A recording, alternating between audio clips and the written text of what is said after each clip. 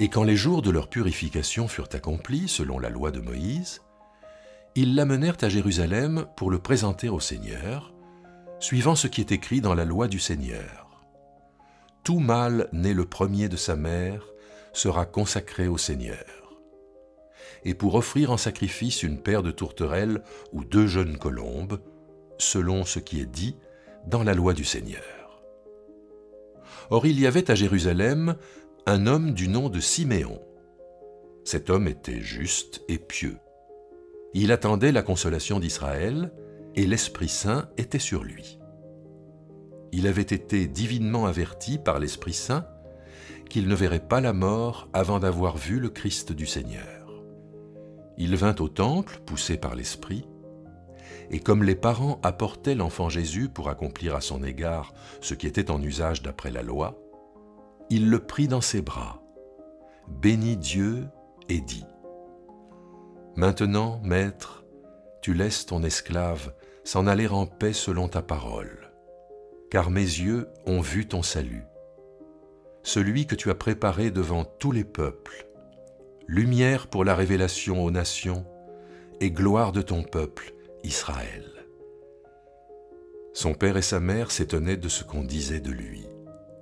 Siméon les bénit et dit à Marie, sa mère : « Celui-ci est là pour la chute et le relèvement de beaucoup en Israël, et comme un signe qui provoquera la contradiction. Et toi-même, une épée te transpercera, de sorte que soient révélés les raisonnements de beaucoup. » Il y avait aussi une prophétesse, Anne, fille de Phanuel, de la tribu d'Azer. Elle était très avancée en âge. Après avoir vécu 7 ans avec son mari depuis sa virginité, elle était restée veuve. Âgée de 84 ans, elle ne s'éloignait pas du temple et prenait part au culte, nuit et jour, par des jeûnes et des prières. Elle aussi survint à ce moment même. Elle louait Dieu et parlait de l'enfant à tous ceux qui attendaient la rédemption de Jérusalem. Lorsqu'ils eurent accompli tout ce que prescrivait la loi du Seigneur, ils retournèrent en Galilée, à Nazareth, leur ville. Or l'enfant grandissait et devenait fort. Il était rempli de sagesse, et la grâce de Dieu était sur lui. Les premiers hommes qui se sont présentés à la crèche ont été les bergers, et premier témoin de l'Évangile. Et après les bergers, qui trouvons-nous ici ? Un vieillard et une veuve. Donc là encore, dans l'Évangile de Luc, les premiers versets nous montrent un Jésus qui est d'abord reconnu par les petits, les bergers, un vieillard, une veuve.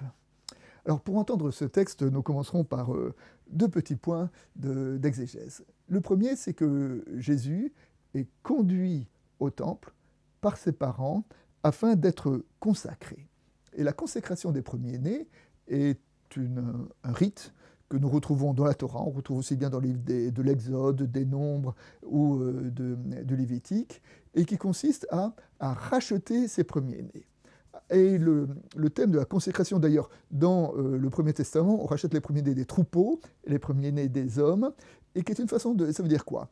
Ça s'inscrit dans le registre des prémices. Les prémices, c'est ce qui consiste à offrir ou à remettre à Dieu la première partie de ses récoltes, la première partie de ses troupeaux et le premier de ses enfants. Et offrir à Dieu la première partie, c'est une façon symboliquement de dire que nous considérons que tout ce que nous possédons vient de Dieu. Et en signe que nous considérons que tout ce que nous possédons vient de Dieu, nous lui offrons la première partie.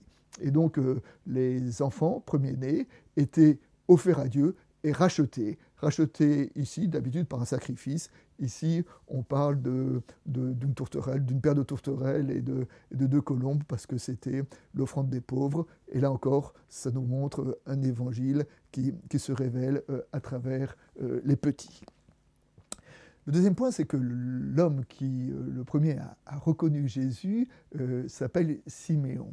Et Siméon, c'est un nom qui veut dire « Dieu entend » où Dieu écoute, ou celui qui écoute Dieu. Ça peut être l'un ou l'autre. Et donc, il nous est dit de Siméon qu'il était juste et pieux. Il était juste et pieux parce qu'il était à l'écoute de Dieu, à l'écoute de l'Évangile, et parce que c'était un homme d'écoute, il a su voir dans ce tout petit bébé qui était apporté au temple par un couple de pauvres, il a su voir dans cet enfant, inspiré par l'Esprit, celui qui apporterait la gloire de Dieu, la gloire d'Israël. Il me semble que c'est ce contraste entre le Messie attendu et la modestie de ce petit enfant qui était apporté, que Siméon a su voir.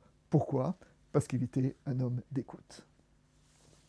Alors pour nous permettre maintenant de mieux rentrer dans ce texte, je voudrais évoquer trois pistes d'actualisation. Le premier, c'est de faire le lien entre l'Avent et la révélation de l'Évangile. L'Avent qui est ce thème de l'attente, et on nous dit, aussi bien de Siméon que de Anne, qu'ils attendaient, et que c'est parce qu'ils attendaient qu'ils ont su voir Jésus à travers ce petit enfant qui était conduit au temple par des parents. À Noël, nous pouvions attendre la révélation de Dieu à travers la gloire et la splendeur. Eh bien, peut-être que la foi de ces deux vieillards, c'est qu'ils ont su voir la révélation de Dieu à travers la simplicité d'un petit enfant. La seconde piste, c'est que c'est le rapport entre le particulier et l'universel. Siméon, quand il verra cet enfant, aura une parole prophétique, et dans cette parole prophétique, il définit, il rend grâce à Dieu, parce que pour le salut que tu as préparé pour tous les peuples, lumière et révélation aux nations. C'est que Jésus est conduit au temple, et le temple était vraiment le lieu sacré d'Israël, mais à travers la présentation d'un enfant au temple, Siméon voit une révélation qui s'adresse à l'universel, une révélation qui s'adresse à toutes les nations. Et on sait qu'au départ, l'évangile de Luc constituait un livre unique avec les actes des apôtres. Luc et les actes, l'évangile et les actes sont écrits par le même auteur, et à la fin c'était un seul récit. Et ce récit commence au début de l'évangile de Luc, au temple de Jérusalem, et se termine à la fin des actes des apôtres à Rome. C'est ce passage du temple à Rome que Siméon a vu quand, du temple de Jérusalem, il a vu que cet enfant était une lumière pour toutes les nations. Et puis le troisième thème, c'est que Jésus est une lumière pour toutes les nations, mais Jésus est aussi annoncé comme étant un signe de contestation. Et puis il y a cette parole terrible dite à Marie, « Quant à toi, une épée te transpercera ». C'est-à-dire qu'on nous dit que la lumière est venue dans les ténèbres, mais que les ténèbres ne l'ont pas reçue. Et on sait que Siméon a su voir aussi que cet enfant ne serait pas reconnu. Pourquoi ? Parce que la vérité fait mal, parce que la vérité fait peur, parce que la vérité bouscule, et parce que la vérité provoque aussi la contestation des forces de répression.